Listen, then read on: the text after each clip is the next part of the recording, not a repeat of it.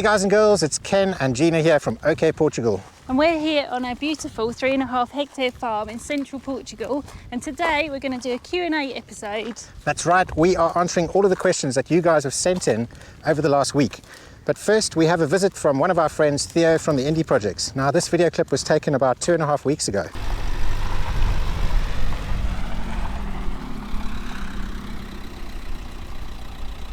Come on, Nancy and William.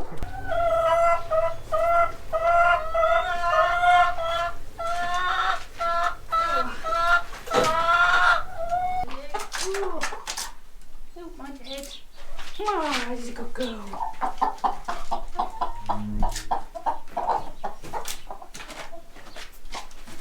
Pass the chicken. Oh. Oh. God. Oh. I've got you. I've got you. The two trickiest ones till last. Hey Theo, hey B. It's been about 2 weeks since you guys dropped off the chickens and they're doing really well. Now we've got some footage of that we're going to be showing a little bit later, so do stay tuned. But first, we have some exciting news. We've opened up a Patreon page. Now you can basically head on down to patreon.com/OKportugal. I'm going to put it in the description just below this video and also in the comments. And you can basically become a super fan, get access to a whole bunch of stuff. Bonus content, behind the scenes stuff, early releases, even merchandise. So do check it out. And after today's video, I'm going to be answering all of your questions that were sent across all of the platforms. So if you want to see the answer to your question, check out Patreon and have a look. You don't even have to become a Patreon member. The post's going to be open to the public. So do check it out. Now, something that we've been wanting ever since we moved into the farm is an outdoor shower. And not just an outdoor shower, but an outdoor hot and cold shower. Now, we do have a hot shower inside the house, and it's all fed from our solar water system. But now we are able to go outside and have showers in the middle of nature, which is going to be so awesome. I can't wait. Now, it's a very cool system. We've basically got a tap letting in the cold water on this side, letting in the hot water on this side, and then there's another 2 taps. One of them sends the water up and through the shower head. The other one sends the water down, and you can connect whatever you like here. And one of the cool things that we're going to do is connect a hose pipe to fill up a tub with hot water so we can have baths outside in nature. I absolutely cannot wait. But first, I want to show you some footage of the plumber who came around and helped us to install this. I'm here with Francisco, and he's a plumber. He's a plumber who speaks really good English in Central Portugal. He's just made an outdoor shower for us, which I'm really excited about. We've been wanting this for ages, so now we have a hot and cold outdoor shower. And he also did a service on our solar system. So yeah, he's done really good work. If you need a plumber, if you need someone to help you with that kind of stuff, who speaks English in Central Portugal, this is your man. I'm going to put his details in the description below, just below this video. And yeah, give him a shout if you're in Central Portugal and you need a plumber. Okay, thank you. Yeah, thank you, man. Cheers. Okay, so before we continue any further, hit pause, go and fetch yourself a beer, go and fetch yourself a cup of tea. Well, an iced tea, yeah, because it's boiling hot out here. And then come back, come and join us, and we're going to answer all your questions. Now, we're starting with Panting Mom or Painting Mom. And she says, in the beginning of farm life, you seemed surprised when the sheep showed up to graze. Did anyone tell you about that before you bought the farm? Yes, actually someone did tell us about it. Paulo from Remax, he's the estate agent that we bought this property through. And he basically told us that the next door neighbor was looking after the farm. And, you know, that's why the farm was in such good condition. Everything was like cut and it looked perfect. And basically he's a sheep farmer and he was using this land to graze his sheep. And so after we bought the farm, I think just a couple of days after, the farmer's son, Sergio, hey Sergio, he came around. He stays in Lisbon, and he basically traveled up so that he could translate between us and his father. And we reached an agreement where basically his father helps us with different tasks around the farm in return for places to graze his sheep and be able to grow stuff for his sheep to eat. And so far it's working really, really well, and we're really happy with it. Sorry about the wind. It's decided to be the windiest moment ever. Yeah, it's ridiculous. I mean, we set this up. It's the most beautiful day, and suddenly it's like it's like a gale's blowing. But anyway, just bear with us. We'll carry on. Yeah. Joanna Flanagan says, how do you get a neighbour like yours? He's a tractor hero with a great attitude. We can't have him. He's not for sale, and he is great. And we're so pleased that we like live next door to Yeah. him. Basically, they don't grow on trees. But there is one thing I'll say about Central Portugal, and that is that the people of Central Portugal, I'm saying this about Central Portugal only because we haven't really experienced the other regions, but the people from Central Portugal are very kind, generous, warm, welcoming, and you know, we've just been really blessed with the community and all the people around us. And the next question is from Daniel Stauder, and he says, hey guys, question, what video editing program do you guys use? Okay, so I use Adobe. I use Adobe Premiere Pro, Adobe Photoshop, and a bunch of other programs in the Adobe collection. I've always used Adobe stuff, but that's not to say that you can't use any other editing software. At the end of the day, they all work exactly the same. They just have slightly different interfaces.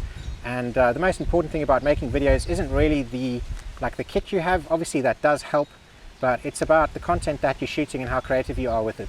POV Tours Portugal in 4K says, looking back at the whole process of being fed up with normal life in the UK and then moving to Central Portugal, is there anything you'd do differently? Any regrets?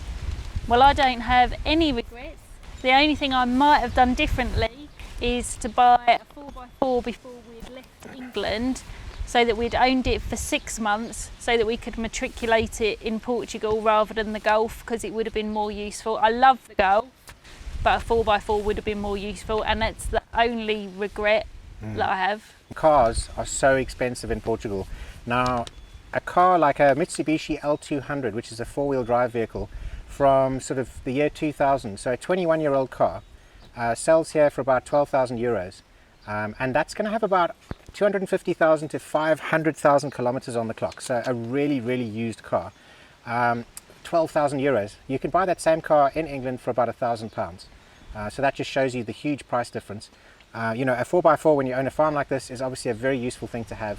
But also just for exploring. I mean, we've got these beautiful Gardenia mountains just to the side of us here with all these amazing trails. I've taken my bike up there before, but it would be so nice if we could actually just take like a 4x4, go up there. You know, it would be awesome. And also for things like the harvest and stuff, a 4x4 would be super helpful. Okay, so the next question is Vanessa Baptista, 88, and she says, do you guys work full-time with YouTube or do you have other work? You know, we kind of moved here and we didn't really know what we were going to do. We kind of left it open. We came with a little bit of savings so that we could just figure it out and organically just start just figuring it out. And yeah, YouTube went from just being like a hobby thing to something where I'm now making virtual tour videos for people. So if you're stuck in another country and you can't get here and there's properties that you want to see, obviously Gina and I are very experienced at looking at properties and buying farms and stuff and making videos. And so we can create your own personalized virtual video tours. Now that's become like a bit of a business for us, and it's meant that at the moment I'm working about 5 to 7 days a week, which is actually far too much. It's more than I really wanted to. You know, I mean, I'm not lazy, but I also didn't come here to work 7 days a week. So, but you know, it is something that we enjoy doing. We do love looking at properties. We do love looking at farms. So yeah, in short, we are doing YouTube as a full-time job. I do. I decided after being out here for about a year and a half that I actually wanted to have a little bit of work to do. So I'm working part-time at the minute, just 2.5 days. And I've gone back. I was a teacher in the UK, and now I'm doing some teaching assessment online for 2.5 days, and I quite enjoy that just because it's a bit of routine for me. Yeah. And then Sarah Benfell says, whose idea was it to leave the rat race and move to Portugal? And which season do you like the best? Okay, so we've been toying around the idea of moving abroad for about 10 years. I obviously come from South Africa, which is really hot, although I believe right now it's freezing cold. They've had like the worst winter in a long time. But Gina, she's got SAD, which is... seasonal adjustment disorder. Yeah, basically if she doesn't get enough sunlight, she starts to get really moody and sad and just... More than normal. Yeah, just doesn't feel great. And so for the 17 years that I lived in England and the, 15, 16 years that we've been together, every single year that winter came, we were just like, oh, you know, we got to move, we got to get out of here, why are we here? And then as, I think on my 40th birthday, so 2 years ago, we were in Thailand, we're sitting around a pool, and I just decided, you know what, I'm going to have a full-blown midlife crisis. I'm just going to throw caution to the wind. We're going to sell everything, and we're just going to move, and we're going to go to Portugal, and we're just going to figure it out. And so yeah, it was both of our idea, but I think at the end of the day, I was the one that got the nudge in 2 years ago, and here we are. Oh, and the best season for me, most definitely summer. The hotter, the better. Spring is the best season. I love seeing all the plants come out. All the flowers. Yeah. Oh, Spring yeah. and autumn. Autumn's very like spring in Central Portugal.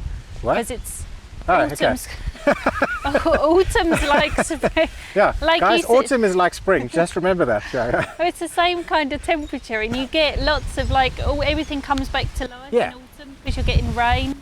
Yeah. So Yeah. it made sense. No, it does. Yeah. Vicky Toria Travels, she says, do you miss anything from England that you can't buy in Portugal? Tea bags. That's tea bags. Yeah. Like PG tips. Yeah. Although, okay, this is not a sponsored video. She's not sponsored by PG Tips. Unless someone from PG Tips wants to sponsor me. Gina, Yeah. she would be super happy about that because she Please. does love it. And then Robinson squash. We found it down in the Algarve, but they don't have it here in Central Portugal. Yeah. Then the next question is from Ewan Schricker, and he says, are you planning on staying permanently in Portugal, or are you considering moving elsewhere?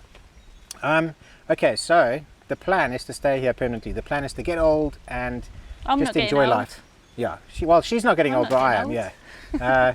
But you know, the world is changing at the moment. It's changing really fast, and I think it's very important to not be too set in your plans. I think it's very important to be as flexible as possible because you don't know what's happening around the corner. So yeah, the plan is to relax and enjoy life in Portugal, but you know, things can change, things can happen, and we like to think of ourselves as very adaptable people that can basically have a good life wherever we are. So who knows, maybe in future we might be in a different country, but for right now this is it. This is the place, and you can see just how much we're enjoying life. Joan Stewart, McIntyre Farm and Very Cranky Witch asked the same question, and they said, will you be returning to the UK to visit friends and family soon? And what is the one thing you miss most about UK life? I do want to go back to the UK and see friends and family, but I more want my friends and family to come out and see us because I want to show off our farm. For the 2 years, almost 2 years we've been out here, obviously travel's been restricted and we haven't had any of our UK friends come out to see us. Some of my family have been able to get out, but only right in the beginning, and none of them to here. So I'd love my friends and family to come out and see me. Yeah. So well, hopefully I've got my dad coming here soon. So I'm really looking forward to that, but obviously, you know, he's got to come from South Africa. There's all sorts of restrictions and quarantines and stuff like that, but I'm really hoping that we can get him out here. He's an awesome guy. I'm definitely going to have him on these videos, and I can't wait to introduce you guys to him. Right, next question is from Emil Carve 1963, and she says, what is your favorite thing or things of living in Portugal? Have you ever questioned your decision of having moved to Portugal? Okay, favorite thing in Portugal. long hot summers for me. My favorite thing as an actual thing is the farm, for sure. And then as a non-thing, I would say the people. Yeah. You know, 99.9% of all of the people that we've met have been so lovely to us, so welcoming, just incredible. And I don't know another country where I've felt that welcomed. And yeah, that's definitely the national treasure of the country, is the people. Yeah, definitely. Yeah. And then Helda Pinto. Oh, she also asked. Oh, sorry, yes. Amelia also asked about your decisions of moving to Portugal. True, yeah. Have we ever questioned it?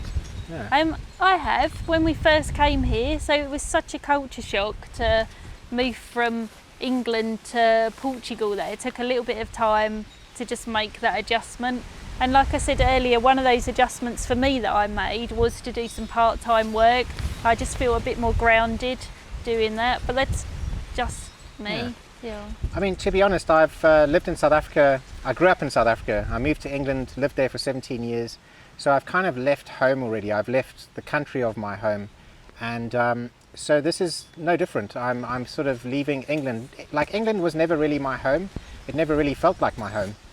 In fact, I feel much more at home here than I ever did in England. So yeah, I'm definitely not questioning this decision. I don't anymore. It was just at the beginning when we first moved out here, and then obviously the pandemic had a huge impact on Yeah. how people were feeling and stuff. So And that's- also on whether or not you could even get back home. yeah, Like when we first moved here, Gina wanted to be able to visit her friends and family often. And before the pandemic, you could just hop on a flight, an EasyJet flight or a Ryanair flight. It was cheap.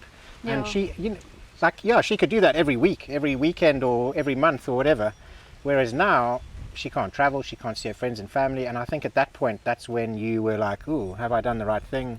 yeah. Am It was I? just an adjustment, so it took a while. But I don't regret being out here. It just took a while to adjust to that. Yeah. Okay, so Helder Pinto says, what about finances? Are you guys still living off savings or maybe investments? Okay, so we funded this by selling our house in England. We sold our house, we paid off our mortgage, or the remaining balance of our mortgage. We paid off all of our loans and debts and all of that stuff. And with the balance, we bought this farm, and we've budgeted enough money to be able to live off for a while. But in that short space of time, so in the last 1.5 years since we bought the farm, we've obviously got this YouTube channel up and running. I think 2 months ago we started breaking even from the ad revenue from these videos. So we're at a point now where we're actually not spending our savings. We're making videos professionally, and the money from those videos is helping to fund us living in Portugal. It's a very small amount of money. We don't live on a lot. We live really well, as you've probably seen in our videos, but we don't have a mortgage, we don't have debts. So, you know, our cost of living is really, really small. But long story short, yeah, we are not living off savings anymore. We're actually making money now through our videos. We're putting back into our savings. Yeah, we're actually, well, we're at the point where we're going to start putting back into our savings. There's lots of things that we need to buy to help grow the channel. There's you know, extra camera gear that we're going to be buying. That's going to show you guys some really amazing stuff. I've got some cool plans for that. And there's obviously lots of projects around the farm and infrastructure things that we need to put money into. So, yeah. And then Sheena Thomas says, is there Thompson, sorry. Is there anything you would like to do differently? Would you change areas, and will you get alpacas? There's nothing I'd do differently, because everything happens for a reason. Like, we're here, you know, we kind of went with the flow, and this is where we ended up. So same area, yeah, because it's brilliant. We've got Joaquin living next door to us, Yeah. so of course that's brilliant. Yeah, we've got Castelo Branco for shopping, Funda for shopping, 1 hour from the sea. I mean, it's... Yeah. I mean, I do miss the sea, but we can go there. And we haven't. Quick drive. Bizarrely, we haven't. Yeah. We're going to start doing more Yeah. things. Now that the restrictions are lifted, we're going to start doing lots more Yeah. things And out we're going and to take about. you with us. Yeah.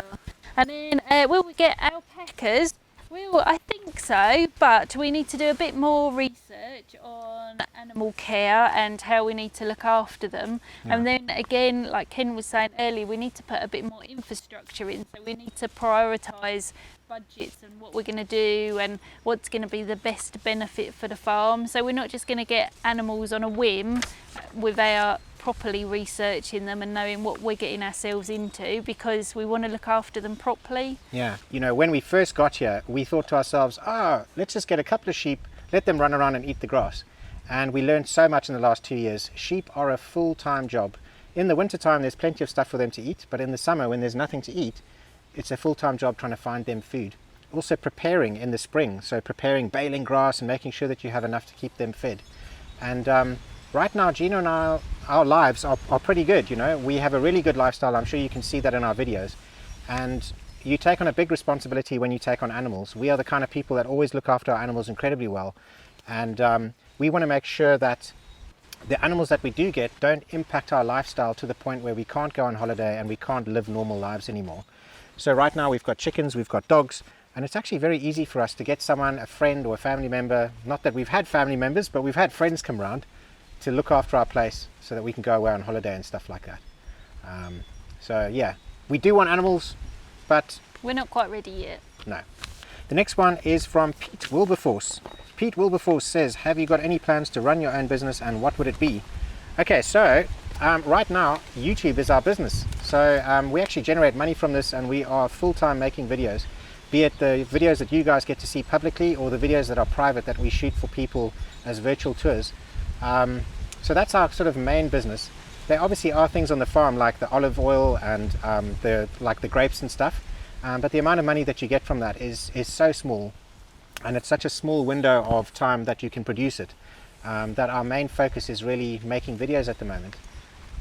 And then Neil Bridgman says, if you could give anyone thinking of relocating to Portugal one piece of advice, what would it be? Just do it. Yeah. So just make the move. Don't worry too much about it, and don't think that everything has to be in place before you make the move, because nothing's going to be perfectly in step. You have to make compromises. We found that a lot on the way, that it's about being flexible and making compromises. If we had to put on a list before we came here what we would want on our farm, it wouldn't have been this. No. However, this is perfect for us now. Yeah. Do you know? So it's definitely compromise. That's the and just don't stress the little things. Yeah. Don't overthink it. If you overthink it and you try and wait for everything to be perfect, it'll never happen, because nothing is ever perfect. And as Gina was saying, there's your future self wants something, and you don't know what your future self wants and needs. And so you can come up with in your mind what you think you need on a farm, but if you haven't actually experienced it before and you don't know what it's all about, you're probably thinking about the wrong things. So yeah. Right, and then the next question is from, oh look at that, it's from my mom, Barbara Pearson. Hello Barbara, or hello Mumsicles. Hello. She says, during these unsettling COVID times, how has this move towards a gentler, more sustainable lifestyle affected your mental and spiritual health? Okay, well, so before we moved here, and the whole reason for me like just deciding to just get out of the rat race, I was really struggling. You know, I was struggling with my mental health. I was having like anxiety attacks and panic attacks just out of the blue, just randomly, and they were completely destroying my career and my working life, you know, and my life at home and everything. And basically I was in a situation that I was trying to fix. I was trying to make myself feel normal so that I didn't have this reaction to my life. And since moving to Portugal, obviously I haven't had this anymore. I no longer have this problem in my life. And you know, I think it's just basically down to the fact that I'm not supposed to live like how I used to live. I'm not supposed to be in the rat race. I'm not supposed to be behind a desk all day. I'm not supposed to be on deadlines, and it's, you know, it's just not natural. So yeah, this has been the most amazing move for me. I know that you've seen the change in me, Mom, and you've seen how things have changed, and yeah, I absolutely love it. It's been awesome, and I can't wait to fly you guys over so you can come and visit. I love you lots. I struggled a little bit with like COVID and being, as Ken was saying earlier, because part of the plan was I was going to go back to England as and when I felt I needed to visit, and obviously that wasn't able to happen. And then breaking my leg on top of COVID, oh, yes, yeah. I struggled a little bit for a while, thinking that I was kind of pointless and worthless and there was nothing happening, and that was just a mixture of everything. But actually, when I look back at it now, it was a good thing, because it made me readjust the way I was thinking, and that was kind of one of the reasons why I went back to kind of working, and you know, so now I feel much happier and more balanced. Yeah, more balanced. And I just almost needed to have that point that made me realise she had to hit rock bottom, or she had to hit a rock against her bottom and break her leg in order to reach that point. But, yeah, but I'm there now. I feel much happier about things now. Yeah. Okay, Brenda Bright Banneker says, was there much of an adjustment to being in a new country? If so, how long did it take? Well, I think, I mean, I've just answered some of that, really, as in for me it took longer, because probably a year and a half, I'd say, for you. Yeah, I mean, I didn't get homesick, do you know, it's kind of because I've lived in America for a little while when I was much younger, do you know, it was just because everything in our lives changed, you know, I've worked all my life since I was 17, do you know, and it's kind of, we weren't working, we were spending 24 hours a day, 7 days a week with each other when we first moved here, without any other input. Yeah, really. I mean, how lucky is she? She gets to spend 24 hours a day, 7 days a week in front of me all day long, and she hasn't lost her marbles yet. Close. It was close to lose, so they rolled away a little bit and I had to go and pick them up. But yeah, so it took a little bit of adjusting, but I think if you can accept that and then build the steps to make that better, then it's all right. And just recognise it. Sometimes I think people put on a brave face when actually you just need to say, I'm just struggling a little bit, and kind of So, but you have done much better with it, haven't you? Like you said earlier. Yeah. No, I'm not trying to blow my own trumpet or anything, but I'm just kind of used to being a little bit of a loner and a bit of a pioneer. I like to kind of just do it, and I think I've been away from my home country for so long that I don't really get homesick anymore. Yeah.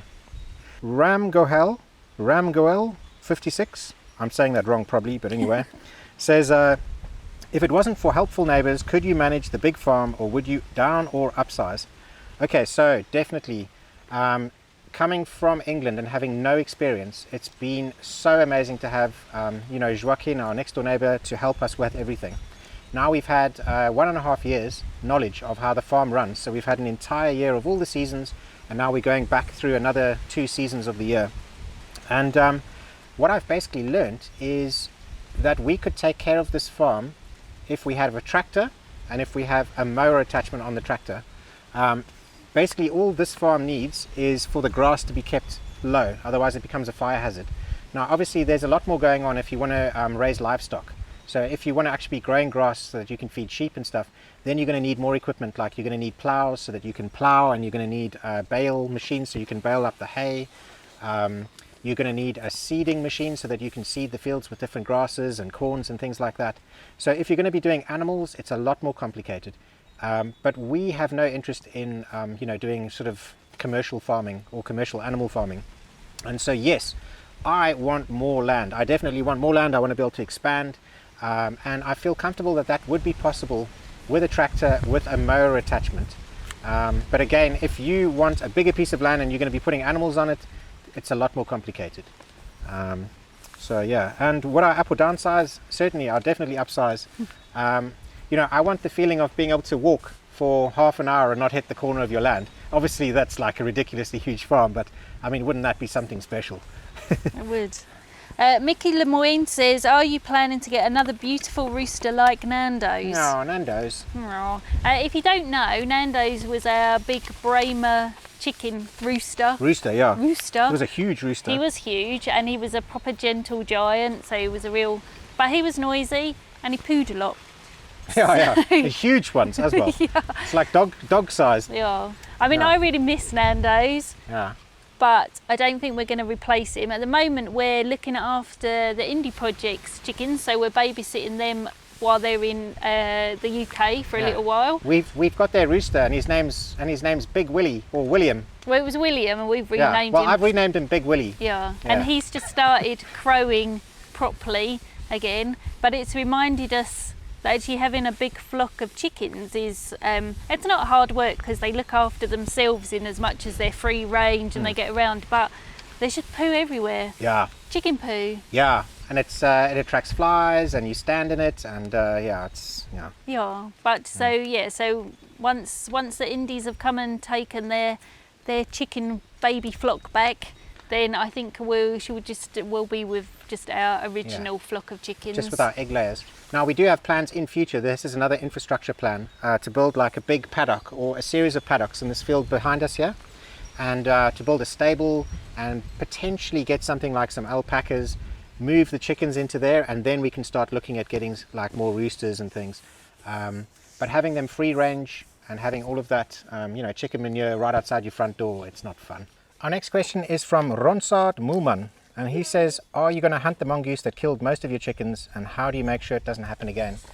Okay, so for those of you that don't know, we kept our chickens for about, almost 1.5 years, or just over a year. They're free range, they run around the 3.5 hectares of the farm. We made that decision to keep them free range because if they do get taken by predators, at least they've had as close to a natural life as possible. And we also do take precautions. We've got these dogs which are livestock guardian dogs. They've done the most amazing job in protecting them. We've only had one incident where the chickens got attacked. So basically a mongoose came while we were out shopping, and at that particular point in time the dogs were locked away in a room, our cats were locked away in another room, and the farm was completely unprotected.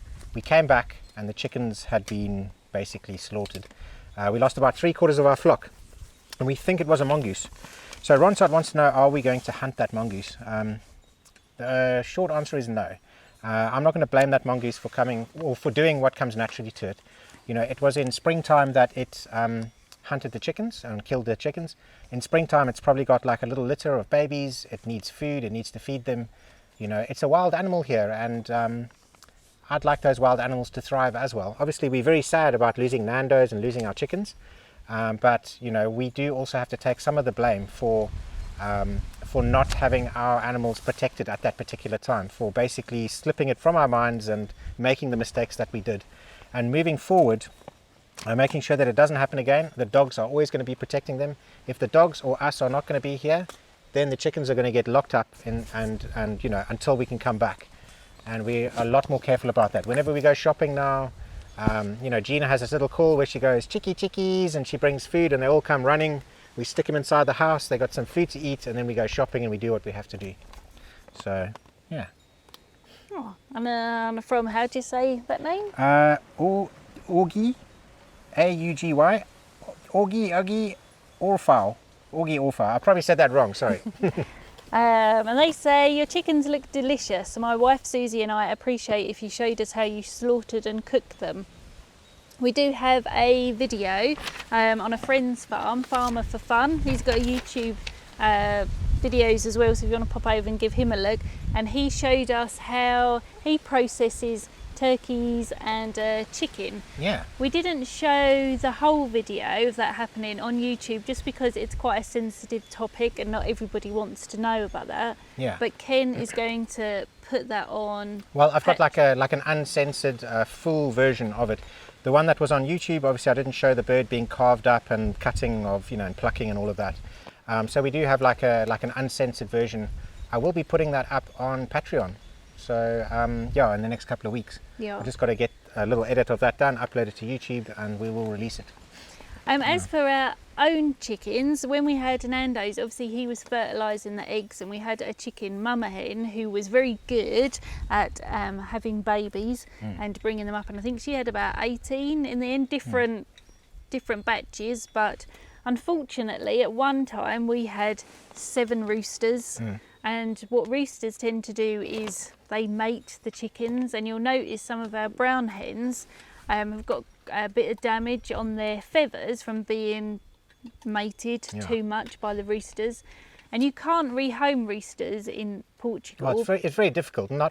People want one rooster for a whole flock. Yeah. And everybody obviously, you know, once they have a rooster, they're producing their own roosters. So we did have to process some of our own roosters. We tried to eat one, but it was a bit stringy because it wasn't a meat bird. It's the wrong type of bird. So we've got a whole bunch of egg-laying birds, and they're egg-laying birds because they lay a lot of eggs, but also because they don't have a lot of meat. So when you process one of them, they've got hardly any breast meat, and they're just very skinny-looking chickens. And the Brahma, or Nando's, which is a Brahma breed, is a sort of dual-purpose breed. So you can get meat out of them, and you can also get lots of eggs out of them. But it wasn't a very good combination with the egg-laying breeds that we had. And the meat wasn't very good. It was very stringy and very tough. So we didn't waste the meat. We processed that for dog food. Both of our dogs are meat eaters. So we processed the roosters that we couldn't support here for dog food. Yeah, we have actually, we've got a meat breed now, which is a naked neck chicken. And the whole idea was that we were going to breed that with Nando. So we're going to have a dual purpose breed, and we're going to have the naked neck meat breed, and we were going to get babies from that, and those were going to be ones that we could actually eat. But sadly, only a couple of weeks after we got that chicken, that's when we got attacked by the mongoose. We lost our rooster, and well, now we're in this position. Yeah, but I think we've decided we're going to just stick with them as egg layers for now, haven't we? Just for the time being, yeah. Okay, so we've got another question here from Maria de Ange, and she says, "Are you getting less stung by the bees?" Yeah, that was okay. I'm definitely getting less stung. Our viewers gave me some really good tips on how I can get less stung, how I can put on like gloves underneath the gloves, and also in my bee suit at the moment I'm wearing like thick denim, like denim and a denim jacket, and then the bee suit. And yeah, I'm definitely getting less stung. I'm also using smoke where I wasn't before, because of, I was worried about fire. But now that all the grass is cut, I've been using smoke, and yeah, it's not such a problem. I Am Brownies asks, will you be building or doing any renovations in the near future, specifically on your farmhouse?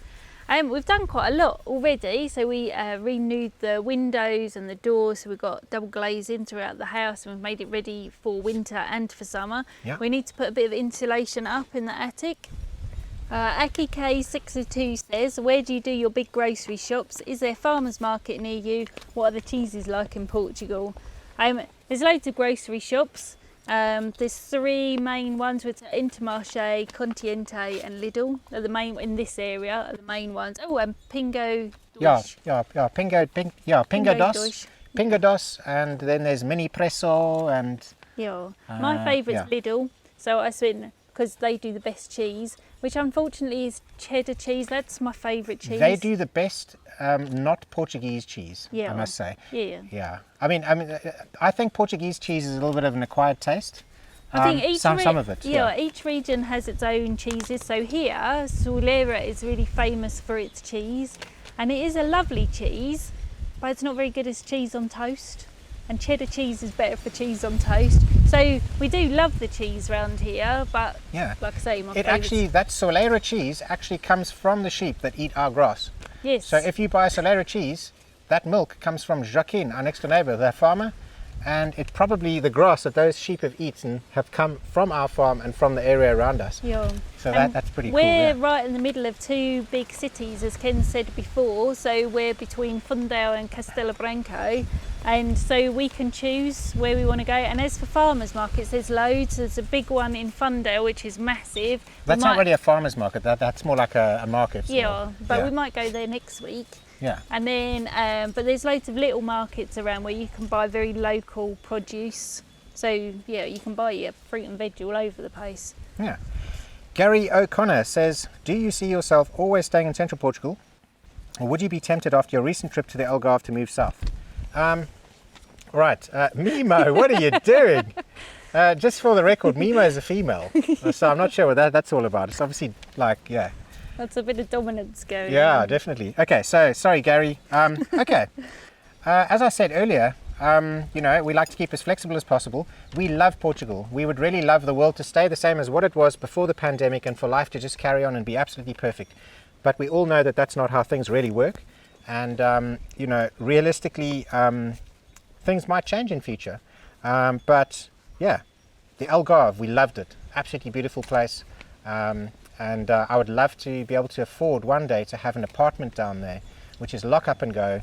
And, we can just get people to look after the farm, drive down there in a couple of hours, have an apartment that we can just open up, go and sit on the beach. I mean, it would be lovely.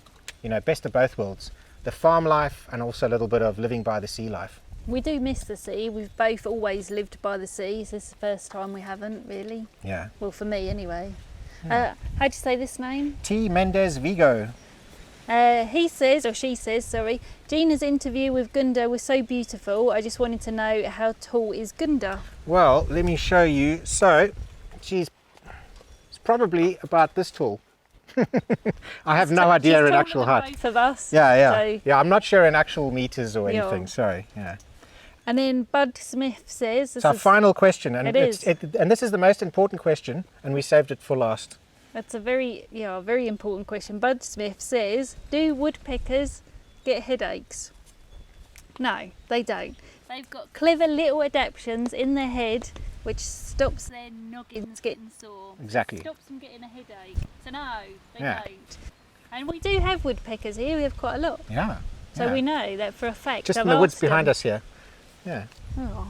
So that takes us to the end of the questions that we're going to answer in this episode, because this episode's getting really long. If you've made it this far, well done. Well done, and thank you very much for listening to our Witterings On. We do have loads more questions that you guys sent in. So Gina's going to compile everything and she's going to put it onto our Patreon account. As we said earlier, you don't actually have to be a Patreon member in order to read it all. So head on down to okportugal.com/Patreon. No, it's the other way around. No, the other way around. Yeah. Patreon.com/OKportugal. I'm going to put the link to that in the description below this video. It's also going to be in the comments below. And you can read check that. out our perks, but that's going to be a public post. Yeah, that's going to be a public post. And if you want to see all of the hidden stuff, if you want to get access to all of the different perks and things that you get for becoming a member, then please do support us. All of that money is going to go to all the projects on the farm that we were speaking about earlier and a lot more. So thank you for watching. And there goes the dogs. Dog's just taken himself for a swim. Did you see that? Chicky chickies! What have we got? Chicky chickies! Come on, chicky chickies! Woo! Din-dins! Ready? Whee!